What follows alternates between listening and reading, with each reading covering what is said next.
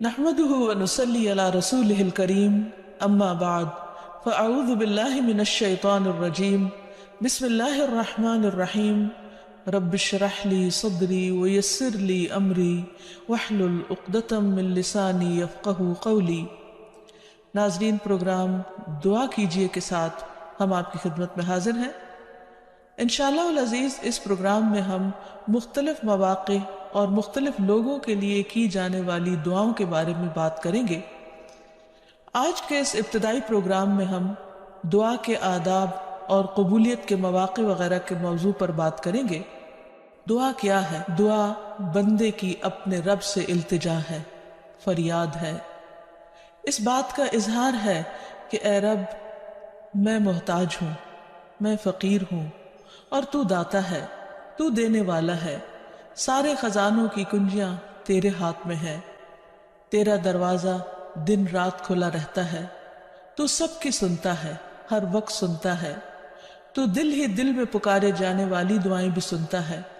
اور زور سے بولی جانے والی بھی۔ دعا انسان کی تمناؤں کے لب پر آنے کا نام ہے، جیسے علامہ اقبال نے بہت خوبصورتی سے کہا تھا کہ لب پہ آتی ہے دعا بن کے تمنا میری، کہ میری تمنائیں، میری آرزویں، میرے اندر کی خواہشات اور میری ضروریات، ان سب کو پورا کرنے کے لیے اے رب میری کوششیں کافی نہیں، ان کی تکمیل کے لیے میں تیرے سامنے ہاتھ پھیلاتا ہوں اور میں تجھ سے ہی دعا کرتا ہوں۔ حضرت زکریا علیہ السلام نے بہت خشوع کے ساتھ اور بہت یقین کے ساتھ اپنے رب سے کہا تھا کہ وَلَمْ أَكُمْ بِدُعَائِكَ رَبِّ شَقِيًّا، کہ تجھ سے دعا مانگ کر اے رب میں کبھی بدبخت رہا ہی نہیں، نامراد رہا ہی نہیں، یعنی تو ضرور سنتا ہے، تو میری بھی سنے گا۔ اسی وجہ سے ہم دیکھتے ہیں کہ وہ ایک طویل عرصے تک اولاد کی محرومی کے باوجود کبھی مایوس نہیں ہوئے، اپنے رب کو پکارتے رہے، مانگتے رہے، حتیٰ کہ ان کی دعا سن لی گئی۔ کیونکہ دعا کی قبولیت میں یہ بات ہمیشہ یاد رہے کہ اللہ سبحانہ وتعالی اپنی خاص حکمت کے تحت یہ جانتا ہے کہ کس بندے کو کب کیا چیز عطا کی جانی چاہیے۔ تو آئیے ابتدا میں ہم دیکھتے ہیں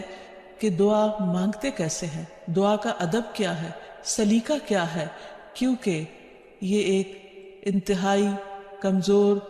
اور عاجز انسان کے الفاظ اس کے عظیم رب کی بارگاہ میں اٹھتے ہیں، تو پھر یہ کیسے ہونے چاہیے تاکہ دعائیں قبول ہو جائیں۔ تو اس سلسلے میں سب سے پہلی بات تو یہ ہے کہ انسان کو دعا مانگتے وقت پوری توجہ اور پورے خشوع اور خضوع کا مظاہرہ کرنا چاہیے، کیونکہ اللہ سبحانہ تعالیٰ غافل دل کی دعا نہیں سنتا۔ دعا مانگنے کے ادب میں سب سے پہلا ادب، سلیقہ اور کرینہ یہ ہے کہ انسان پورے اخلاص کے ساتھ، پوری توجہ کے ساتھ، شوق اور محبت کے ساتھ اپنے رب سے مانگے، پورے یقین کے ساتھ کہ اس کا رب اس کی دعا ضرور سنے گا۔ قرآن مجید میں اللہ تعالیٰ فرماتے ہیں وَادْعُوهُ مُخْلِصِينَ لَهُ الدِّينَ، اس سے دعا کرو دین کو اسی کے لیے خالص کرتے ہوئے، یعنی صرف اللہ سے مانگو، کسی اور سے نہیں، کیونکہ سب کو دینے والا دراصل وہی ہے۔ انبیاء ہوں یا اولیاء کرام ہوں یا بزرگان دین ہوں، سب کے سب اسی کے آگے سجدہ ریز ہوتے ہیں اور اسی کو پکارتے ہیں۔ نبی صلی اللہ علیہ وسلم صبح سے شام تک ہر موقع پر اپنے رب کو پکارا کرتے تھے، اور وہ تمام دعائیں احادیث کی کتابوں میں ہمیں صحیح سند کے ساتھ ملتی ہیں کہ کس طرح آپ صلی اللہ علیہ وسلم صبح بستر سے اٹھتے وقت اپنے رب کو پکارتے، پھر نماز میں کون کون سی دعائیں مانگتے، پھر اسی طرح کھانا کھانے سے پہلے، کھانا کھانے کے بعد، یہاں تک کہ اگر چھینک آئے تو اس وقت کیا پڑھا جائے، اور اسی طرح رات کو سوتے وقت، اور بے شمار مواقع کی دعائیں، اور اس کے علاوہ بھی نبی صلی اللہ علیہ وسلم کی دعائیں بہت ہی خوبصورت انداز میں مختلف کتابوں میں ہمیں ملتی ہیں، جس سے ہمیں دعا مانگنے کا سلیقہ اور ادب پتہ چلتا ہے، کیونکہ نبی صلی اللہ علیہ وسلم اللہ کے محبوب تھے، اور کس طرح اللہ کے محبوب نے اپنی عاجزی اور انکساری کا اظہار اپنے رب کے حضور کیا ہے، وہ ہمارے لیے ایک بہترین نمونہ ہے۔ پھر دعا مانگنے کے ادب میں ایک اہم ترین ادب یہ ہے کہ انسان توجہ سے مانگے، حدیث میں آتا ہے کہ اللہ سبحانہ و تعالیٰ غافل دل کی دعا نہیں سنتا، یعنی انسان جب مانگے تو واقعی اس کو یہ معلوم ہو کہ وہ کیا مانگ رہا ہے، اور پھر تضرع اور عاجزی کے ساتھ بار بار اصرار کر کے مانگے، یہ نہ کہے کہ اے رب تو چاہے تو دے دے اور تو نہیں چاہتا تو نہ دے، نہیں، بلکہ پورے یقین کے ساتھ اپنے رب سے مانگے، اور اس بات کا بھی پورا یقین ہونا چاہیے کہ رب دعا سنتا ہے، کیونکہ وہ دیتا ہے۔ رب نہ سوتا ہے، نہ اس کو اونگ آتی ہے، نہ اس کو نیند آتی ہے، اور اس کو دینے کے لیے کسی سے مشورے کی بھی ضرورت نہیں ہوتی، کوئی اس پر جبر نہیں کر سکتا، کسی کا اس پر زور نہیں۔ اس لیے انسان جب اس سے مانگے تو یہ سوچ کے مانگے کہ اس کو دینے میں پورا پورا اختیار ہے اور وہ میری دعا بھی ضرور سنے گا۔ پھر اسی طرح انسان اپنی عاجزی اور مسکنت کا اظہار کرے، مانگتے وقت انسان اپنے اندر کو بالکل تکبر سے خالی کر لے اور یہ سمجھے کہ میں ایک انتہائی حقیر چیز ہوں اور میرا رب عظیم خالق ہے، پوری کائنات کا مالک ہے، اور میں اسی کے آگے ہاتھ پھیلا رہا ہوں جو میرے اٹھے ہوئے ہاتھوں کو کبھی خالی نہیں لوٹائے گا، اور اس کو دینے سے محبت ہے، وہ دے کر خوش ہوتا ہے، اور دعا کرنے والے سے محبت رکھتا ہے،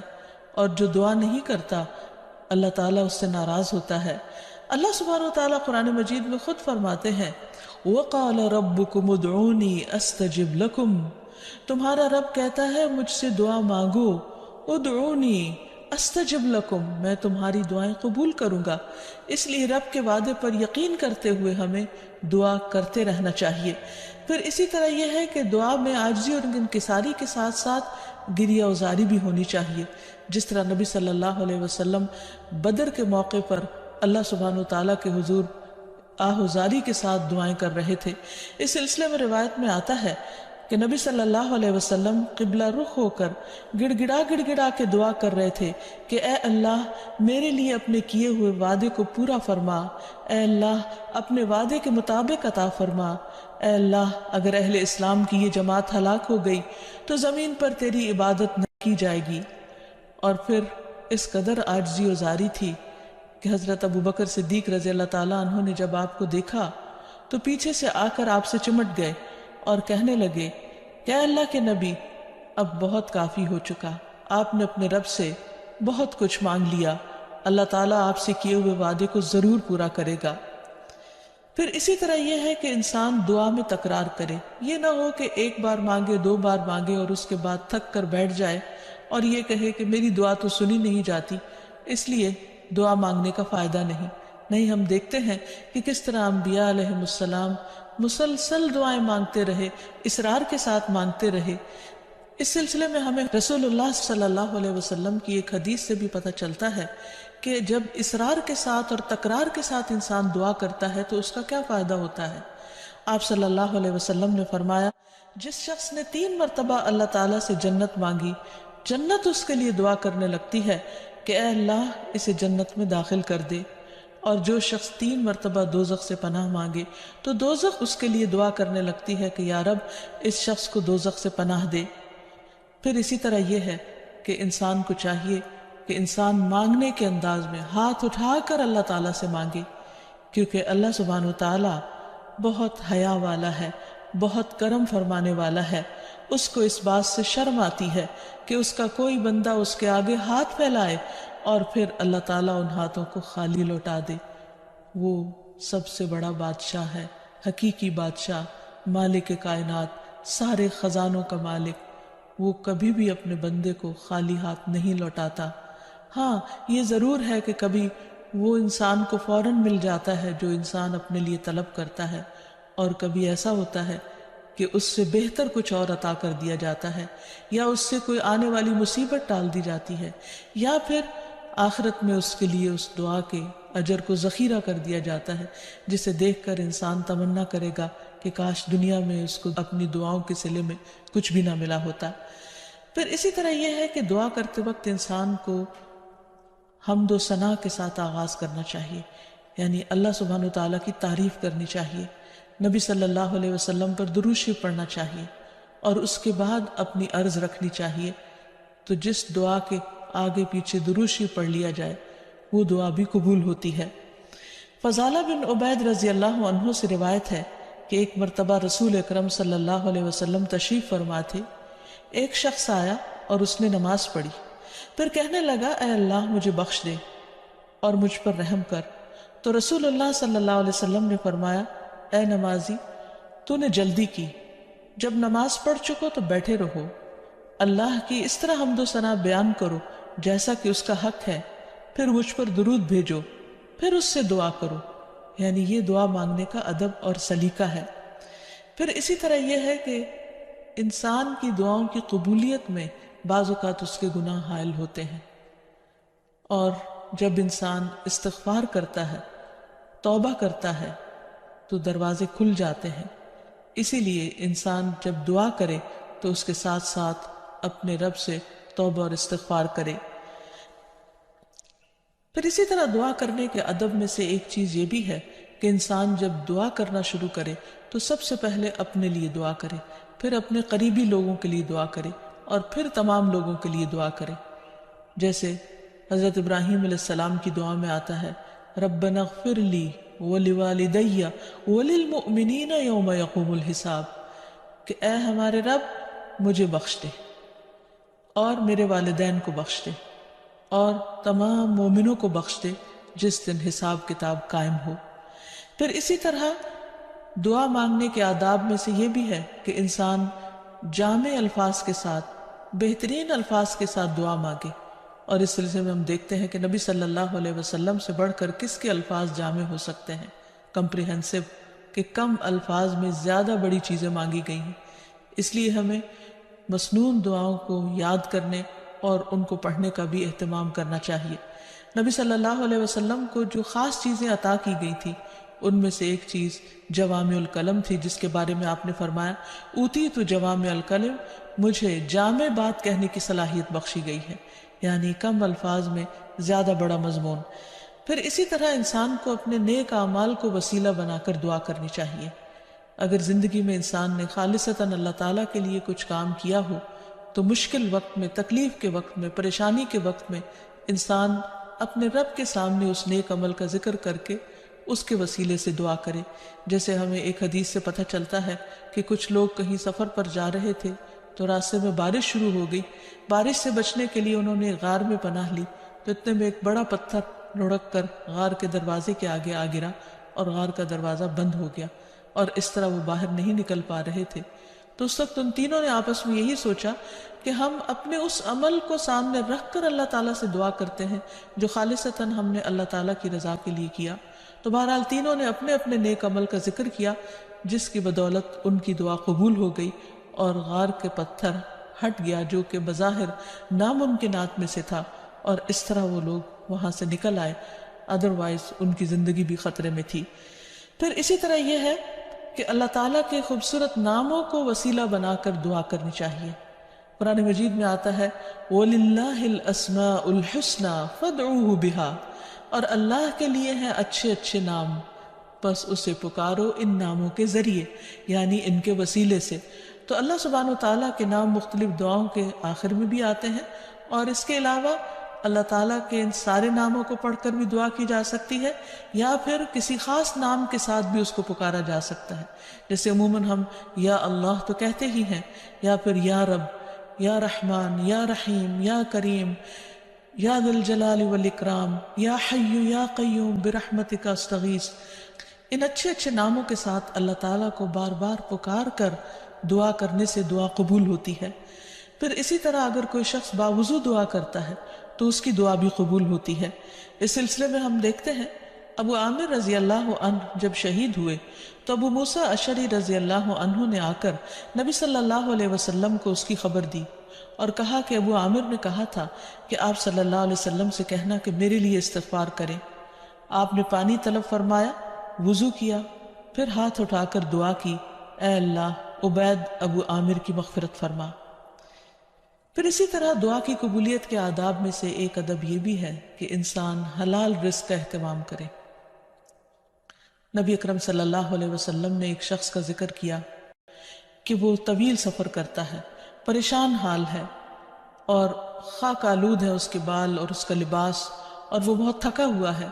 اور اپنے ہاتھ آسمان کی طرف اٹھا کر کہتا ہے یا رب یا رب، لیکن اس کی دعا کہاں سے قبول کی جائے؟ اس کا کھانا بھی حرام کا، اس کا پہننا بھی حرام کا، اور وہ حرام پر ہی پرورش پایا، تو اس کی دعا کہاں سے قبول ہو؟ تو اس سے یہ پتہ چلتا ہے کہ انسان اگر یہ چاہتا ہے کہ اس کی دعائیں قبول ہوں تو وہ اپنے کھانے پینے اور اپنے لباس اور اپنی زندگی میں بھرپور طریقے سے حلال کا اہتمام کرے۔ پھر اسی طرح یہ ہے کہ دعا میں تصنع اور تکلف سے پرہیز کرنا چاہیے۔ اس سلسلے میں ایک حدیث میں آتا ہے، ابن عباس فرماتے ہیں کہ دعا میں قافیہ بندی سے پرہیز کرتے رہنا، کیونکہ میں نے رسول اللہ صلی اللہ علیہ وسلم اور آپ کے صحابہ کو دیکھا ہے کہ وہ ہمیشہ اس سے اجتناب کرتے تھے، یعنی اس سے بچا کرتے تھے۔ پھر اسی طرح دعا میں مبالغے سے بھی پرہیز کرنا چاہیے۔ نبی صلی اللہ علیہ وسلم نے فرمایا ان قریب اس امت میں ایسے لوگ آئیں گے جو طہارت اور دعا میں مبالغہ کریں گے، یعنی حد سے زیادہ لمبی دعائیں کریں گے، کیونکہ دعا اس وقت تک انسان کو کرنی چاہیے جب تک اس کا خشوع و خضوع قائم رہے اور واقعی وہ اللہ سے دعا کر رہا ہو۔ لیکن صرف لمبی دعا اس لیے کہ شاید بہت زیادہ لمبی دعا کرنے سے زیادہ قبولیت ہوگی، تو اصل چیز کوالٹی ہے۔ بعض اوقات انسان صرف ایک جملہ بولتا ہے لیکن اتنے درد کے ساتھ، اتنے احساس کے ساتھ، اتنی شدت کے ساتھ کہ وہی کافی ہو جاتا ہے۔ جیسے یونس علیہ السلام نے مچھلی کے پیٹ میں پکارا تھا، لا الہ الا انت سبحانک انی کنت من الظالمین، کہ لا الہ الا انت، نہیں کوئی الہ مگر تو ہی، سبحانک تو پاک ہے، انی کنت من الظالمین، بے شک میں ظالموں میں سے ہوں، میں گناہ گاروں میں سے ہوں۔ تو ان کی دعا فوراً سن لی گئی، قبول کر لی گئی۔ پھر اسی طرح کچھ اوقات اور مقامات ایسے ہیں کہ جہاں انسان کی دعا قبول ہوتی ہے، مثلا رات کے آخری حصے میں دعائیں بہت قبول ہوتی ہیں۔ حدیث میں آتا ہے،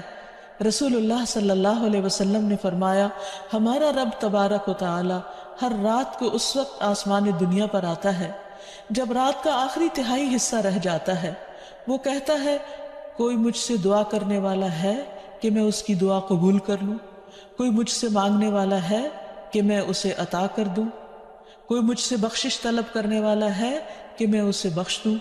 یعنی اگر کوئی اس وقت مجھ سے دعا کرے گا تو میں ضرور اس کی دعا قبول کر لوں گا۔ لیکن عموماً رات کے آخری حصے میں انسان گہری نیند میں چلا جاتا ہے اور یہ قبولیت کا وقت اس سے کھو جاتا ہے۔ تو اس خصوصی طور پر اگر انسان کی زندگی میں کوئی پریشانی ہو یا کچھ چیزوں کے بارے میں وہ واقعی سنجیدہ ہو کہ وہ اسے ملنی چاہیے دنیا اور آخرت کی کامیابیوں میں سے، بھلائیوں اور خیر میں سے، تو اس کو چاہیے کہ اس وقت میں دعا کا اہتمام کرے۔ نبی صلی اللہ علیہ وسلم نے یہ بھی فرمایا کہ تمام اوقات سے زیادہ بندہ پچھلی رات میں اپنے رب کے قریب ہوتا ہے، پس اگر تم سے ہو سکے تو تم اس گھڑی میں اللہ کو یاد کرنے والوں میں سے بن جاؤ تو ضرور بن جاؤ۔ پھر اسی طرح آذان کے بعد اور اقامت سے پہلے دعا قبول ہوتی ہے، یعنی مؤذن جب آذان دے رہا ہو تو جو الفاظ وہ دہرا رہا ہو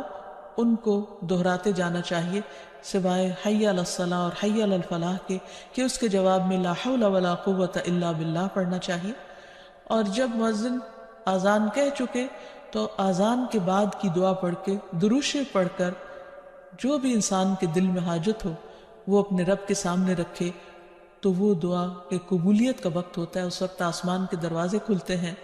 تو اس وقت انسان کو یہ وقت ضائع نہیں کرنا چاہیے اور چھوٹی چھوٹی چیزیں بھی اپنے رب سے مانگتے چلے جانا چاہیے تاکہ انسان کسی انسان کا محتاج نہ ہو۔ پھر اسی طرح سجدہ میں انسان اپنے رب کے بہت قریب ہوتا ہے، اس وقت دعائیں خوب سنی جاتی ہیں، تو خوب انسان کو پکارنا چاہیے۔ فرض نماز کے بعد دعا قبول ہوتی ہے، تو فرض نماز کے بعد آیت الکرسی پڑھنا اور دعا مانگنا انسان کے فائدے میں ہے، بجائے اس کے کہ انسان فوراً مصلی سے اٹھ جائے یا ادھر ادھر کی باتیں شروع کر دے۔ پھر اسی طرح جمعے کے دن ایک خاص گھڑی ہوتی ہے جس میں انسان کی دعا قبول ہوتی ہے،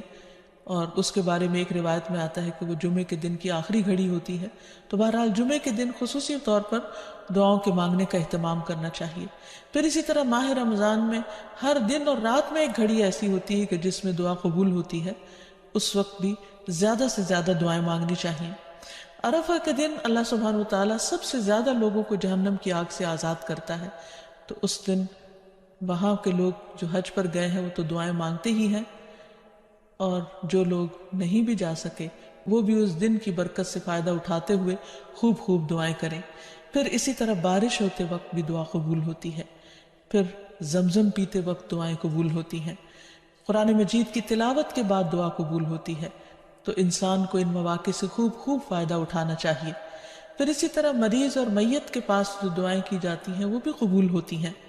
اور آخر میں یہ کہ رسول اللہ صلی اللہ علیہ وسلم نے بعض ایسے کلمات بتائے ہیں کہ جن کے ساتھ اگر اللہ تعالیٰ کو پکارا جائے تو انسان کی دعا قبول ہوتی ہے، اور وہ ہیں: اللهم إني أسألك يا الله الأحد الصمد الذي لم يلد ولم يولد ولم يكن له كفوا أحد أن تغفر لي ذنوبي